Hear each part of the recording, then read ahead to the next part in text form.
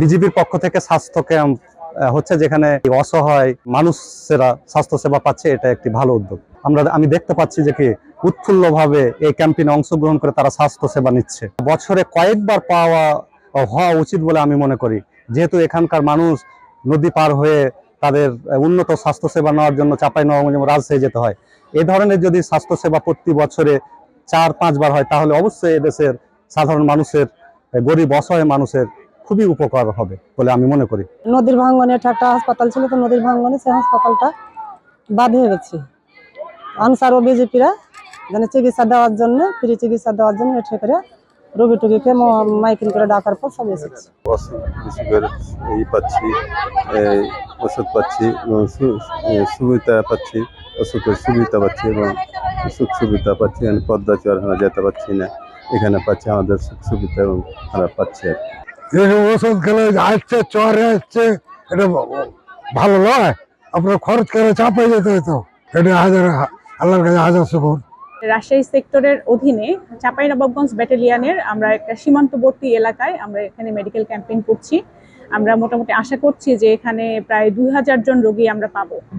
আমাদের মূল উদ্দেশ্য হচ্ছে যে এখানে একদম সীমান্তবর্তী দুস্থ মানুষের মাঝে এবং অসহায় মানুষের মাঝে এবং আপনারা দেখবেন যে সুবিধা বঞ্চিত মানুষ, এদের মাঝে আমাদের মেডিকেল ক্যাম্পেইন করা, তাদের দোরগোড়ায় চিকিৎসা সেবা পৌঁছে দেওয়া, এটাই আমাদের মেইন উদ্দেশ্য। আপনারা জানেন যে বিজিবি সীমান্ত রক্ষার পাশাপাশি অনেক জনকল্যাণমূলক কাজ করে থাকে।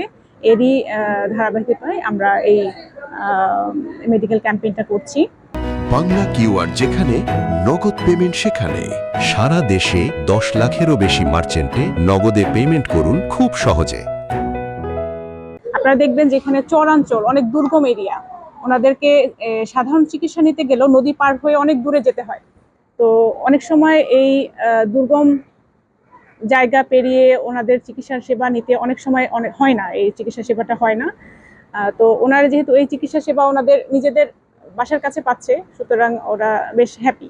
আমি সহ আমাদের এখানে মোট 8 জন ডাক্তার আছেন।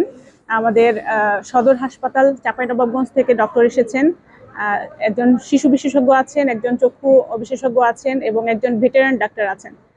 আর আমরা বিজিবির অর্থায়নে, নিজস্ব অর্থায়নে এই ওষুধগুলো আমরা দিয়ে দিচ্ছি, ফ্রি দিয়ে দিচ্ছি। সুতরাং মানুষজন চিকিৎসা সেবা পাচ্ছে। আমরা বেশ অনেকগুলো ওষুধ নিয়ে এসেছি, প্রায় 100 প্রকারের ওষুধ নিয়ে এসেছি।